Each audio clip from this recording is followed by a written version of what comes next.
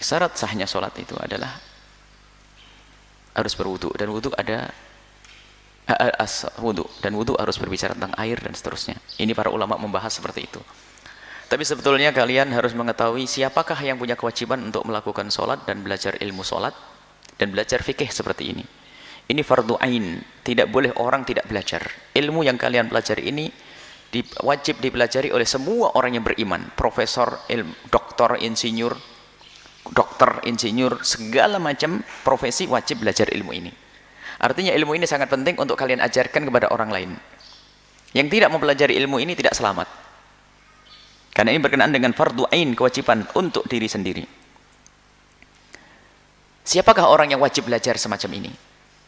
Dan siapakah orang yang wajib belajar ilmu wudu, ilmu sholat? Mereka adalah orang yang disebut dengan orang mukallaf. Orang mukallaf harus tahu. Siapakah orang mukallaf? Ini langsung saja nanti kalian murojaah sendiri. Ini praktis singkat. Orang mukallaf. Orang mukallaf adalah orang yang punya kewajiban-kewajiban. Jadi kalau tidak mukallaf tidak punya kewajiban. Orang mukallaf yang pertama adalah orang yang berakal. Syarat mukallaf ada 4. Syarat seseorang disebut sebagai orang mukallaf harus memenuhi 4 syarat. Yang pertama, dia harus orang yang berakal. Sehat akalnya. Maka dari itu orang gila tidak punya kewajiban apapun. Orang gila tidak punya kewajiban apapun. Atau kita temukan orang idiot yang lemah sekali, akalnya tidak bisa menjangkau, tidak bisa faham, maka tidak punya kewajiban. Harus paham ini. Maka jika ada orang terlahir dari kecil kok gila, maka dia adalah ahli surga. Sampai mati gila, ahli surga. Kita menemukan ada orang-orang yang tidak bisa paham, biarpun sudah gede tubuhnya, tapi mohon maaf idiot. Yang betul-betul nggak bisa paham, dia tidak punya dosa, subhanallah. Memang dipandang di dunia adalah orang yang kurang, akan tapi di hadapan Allah tidak ada kurang. Karena dia tidak punya pelanggaran kepada Allah Subhanahu wa taala. Yang pertama berakal, yang kedua adalah balik. Balik. Orang balik. Anak yang balik. Balik itu adalah dengan tanda-tanda. Kapan seseorang itu disebut sebagai orang yang balik? Balik itu dewasa. Balik itu sudah punya kewajiban. Maksudnya balik itu adalah salah satu syarat disebut sebagai orang taklif. Bagaimana balik? Ciri-ciri balik, seseorang disebut sebagai orang balik laki-laki atau balighah perempuan adalah yang pertama, bagi laki-laki dulu. Kalau seorang anak laki-laki baru disebut sebagai seorang yang balik, dan setelah itu baru dihitung dosanya. Dihitung dosanya. Tanggung jawab di hadapan Allah. Anak yang balik adalah anak yang sudah mencapai, yang sudah keluar mani.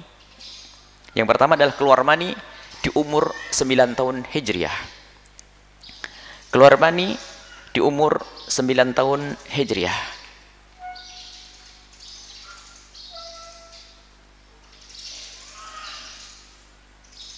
Jadi 9 tahun dan keluar mani ini harus 9 tahun Hijriah keluar mani.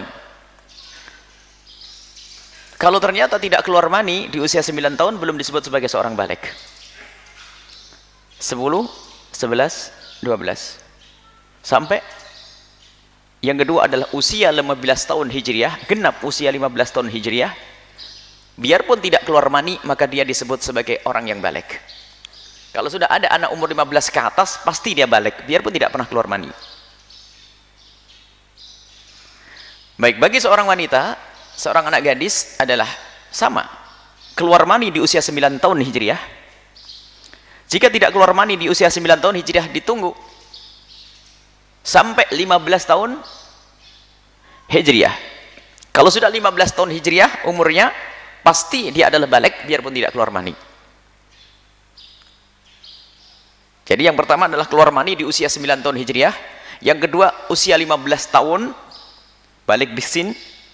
Yang ketiga adalah keluar darah haid di usia 9 tahun Hijriah. Keluar darah haid sesuai dengan ketentuan ilmu haid. Ada ilmu haid, nanti kita akan bahas masalah haid. Maka seorang wanita yang usia 9 tahun keluar darah haid, pasti dia sudah balik. Artinya dia punya kewajiban untuk melakukan puasa dan sebagainya. Mulai saat itu mulai dihitung dosanya. Maka anak yang belum balik, dia belum punya beban kewajiban. Akan tapi wajib bagi orang tua atau yang mengurusinya mengajari untuk melakukan kewajiban. Jangan sampai salah ini. Ada anak kecil mentang-mentang belum balik, kan kamu belum balik, boleh ngapain apa saja, ngelakuin apa saja. Oh tidak. Di situ ada pendidikan. Sehingga Sayyiduna Rasul SAW memerintahkan kepada para abba, para orang tua, muru auladakum bisolati inda sab'in. Perintahkan anakmu untuk melakukan sholat waktu mereka masuki umur 7 tahun.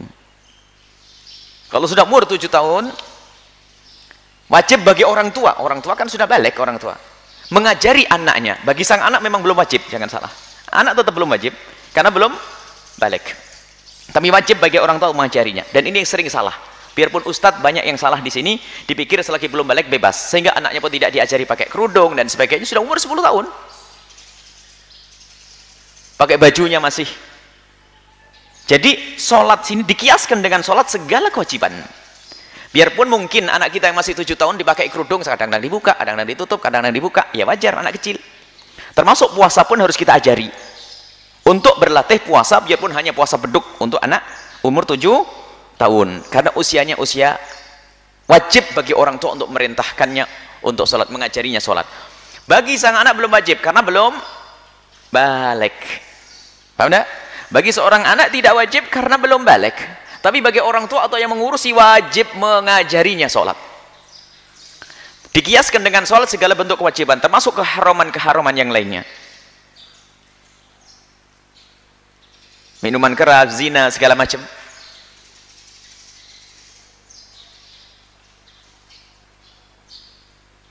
Seorang anak kecil tidak ngerti dosa.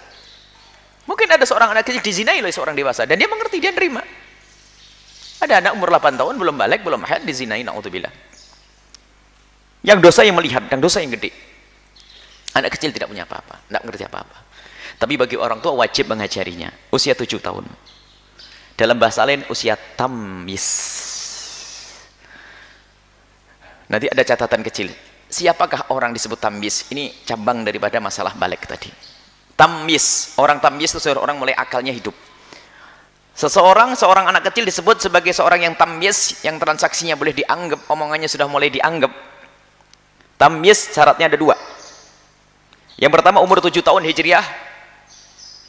Yang kedua dia sudah bisa membedakan antara kiri dan kanan, bisa cepok sendiri, makan sendiri, mandirilah gitu. Tamyiz. Makanya kalian sering mendengar tamyiz. Apa sih tamyiz? Anakuna mumayyizan. Hendaknya dia adalah seorang yang sudah tamyiz. Apa tamyiz? Harus ada catatan yang jelas. Tamyiz menurut madhab kita Imam Syafi'i dijelaskan bahasanya usia tamyiz adalah usia 7 tahun hijriah plus syarat yang kedua apa? Dia sudah bisa membedakan kiri kanan atau dalam bahasa lain mandiri. Ini cabang pembahasan tentang balik. Jadi syarat taklif yang kedua adalah balik. Selagi belum balik, dia belum punya beban kewajiban. Tapi sudah wajib belajar. Makanya kalau di pondok ada peraturan, biarpun dia belum balik, wajib dia sholat. Kalau tidak sholat, dihukum. Termasuk harus mulai dilatih untuk menutup auratnya. Tidak boleh mandi berdua dan seterusnya. Karena sudah tamyiz. Sudah wajib kita ajarkan mengenal kewajiban-kewajiban dari Allah Subhanahu wa taala. Kadang ini lengah, yaitu menganggap bahwasanya selagi belum balik ya enggak apa-apa. Yang salah bapaknya. Dan ini tidak, bahkan mungkin seorang penuntut ilmu, seorang ustadz, kita menemukan anaknya sudah umur 10, 11 hanya gara-gara belum haid saja dibebaskan bajunya. Mumpung kamu masih kecil nak, mumpung kamu belum balik. Ajib. Dan kadang kelihatan datang ke sini, masya Allah, sudah umur berapa itu? Ingat, ini ilmu untuk dirimu sendiri, bukan untuk mengoreksi orang lain. Kalau kalian sudah punya anak umur 7 tahun, hendaknya sudah kalian latih dengan kewajiban-kewajiban. Bagi dia belum wajib, tapi bagimu untuk mengajarinya adalah wajib. Baru setelah balik, harga mati. Nah, di saat sudah balik, harga mati, sudah berlatih di saat usia tamyiz. Sehingga waktu balik selesai. Tidak berat. Di sini ada pendidikan. Pendidikan dari Nabi itu tadrij, pelan-pelan. Syarat yang ketiga, mukallaf adalah orang yang sampai kepadanya dakwah, mendengar dakwah Islam, orang yang mendengar dakwah Islam. Artinya kalau ada orang hidup di tengah hutan yang tidak pernah dengar melalui radio, televisi, tidak ada orang yang pernah datang mengajaknya untuk kenal Rasulullah, kenal Allah, kemudian mereka menyembah matahari, menyembah pohon, menyembah rajanya, maka dia tidak punya dosa biarpun menyembah berhala, karena belum sampai kepadanya apa? Dakwah. Tidak pernah dengar seruan dakwah. Selagi mereka tidak mendengar seruan dakwah, wa ma kunna mu'adzibina hatta nab'atsa rasula, Allah tidak akan menyiksa mereka. Selamat mereka. Nggak akan dihukum di neraka oleh Allah Subhanahu wa taala. Jika dikembangkan anak-anakku semuanya, khususnya yang kibar, akan mengerti pembahasan masalah masa fatrah sebelum Sayyidina Rasulullah sallallahu alaihi wasallam. Mereka tidak mendengar seruan dakwah, sehingga terbebas dari hukuman. Ini nanti pembahasannya. Cuman ini adalah kaidah. Kalian harus paham. Jadi kalau jelaskan orang itu detail. Selama ini disebut dalam kitab fikih masalah mukallaf. Tapi kadang tidak bisa menjelaskan apa sih orang mukallaf, nggak ngeh. Mukallaf harus rinci ini. Yang ketiga adalah sampai kepadanya dakwah. Jika ada orang di tengah Eropa sana terus terisolasi, nggak kumpul dengan yang lainnya, lah kok dia tidak kenal Islam, nggak ngerti mal Islam, ma adraka mal Islam, apa itu Islam, nggak ngerti sama sekali. Hidupnya dengan bermacam-macam, selamat dia. Tapi kalau sudah dengar Islam, ada dakwah dan sebagainya, nggak ada kata maaf. Jelas ya? Itu. Lah kalian sudah dengar Islam kan? Kalian sudah balik sebagian. Kalian juga berakal. Tinggal syarat yang ketiga, keempat adalah selamat pendengaran, atau ini bahasa fikih jangan diganggu, ayo. Kalau belajarnya nanti sambil nolah-loleh ini kelewat. Nah ya, kalau belajar jangan tolah-toleh, awas hati-hati. Selamat pendengaran atau penglihatan, bukan dan ya, atau selamat pendengaran atau penglihatan. Artinya jika ada seorang terlahir dalam keadaan tidak bisa melihat dan tidak bisa mendengar, maka selamat hidupnya, nggak akan dihukum oleh Allah, karena tidak mendengar dan tidak melihat. Yang tidak mendengar dan tidak melihat tidak bisa faham, seperti orang hidup di hutan belantara tadi. Maka selagi orang bisa mendengar saja, yang diciptakan oleh Allah dalam keadaan buta, punya kewajiban karena dia bisa mendengar. Atau dia tidak bisa mendengar tapi bisa melihat, bisa paham isyarat. Ya, paham enggak? Paham, harus jelas, nggak boleh ilmu setengah-setengah. Makanya sengaja kenapa dia sebut ilmu fikih praktis. Sebenarnya sudah ada bertebaran di kitab fikih, cuman dia simpulkan begitu biar mudah ente mengambilnya. Makanya kalau sudah orang memenuhi 4 syarat ini, maka dialah orang yang punya beban kewajiban. Sehingga kalau orang sudah berakal, kemudian akil balik, kemudian dia mendengar dakwah, kemudian selamat pendengarannya atau penglihatannya, maka dia wajib mengambil Islam dia. Kalau tidak mengambil Islam, dia adalah di neraka jahanam. Sehingga biasanya syarat taklif ditambah yang kelima adalah Islam. Tapi Islam ini adalah setelah 4 ini. Bagi anaknya orang Islam sudah Islam, maka berarti bukan bicara tentang Islam, karena engkau sudah menjadi anaknya orang Islam. Biarpun belum balik sudah jadi anaknya orang Islam. Makanya biasanya sebagian mengumpulkan syarat taklif ada 5. Enggak, pisah dulu.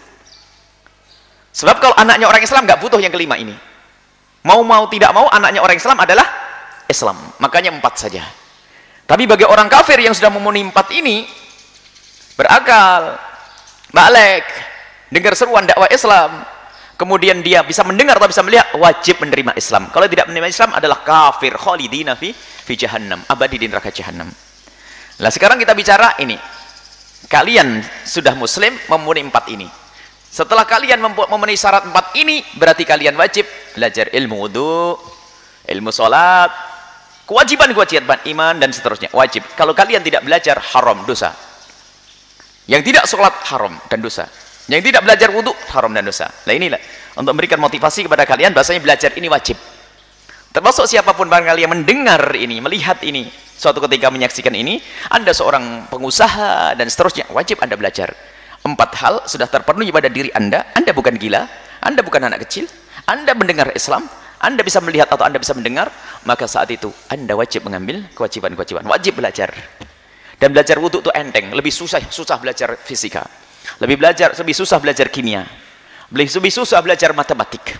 Akan tapi bagaimana ada seorang ahli dalam ilmu fisika tapi belajar ilmu wudhu nggak mau? Ilmu kedokteran lebih pelik lagi. Kenapa belajar ilmu kedokteran tidak belajar ilmu yang fardu ain untuk dirinya sendiri?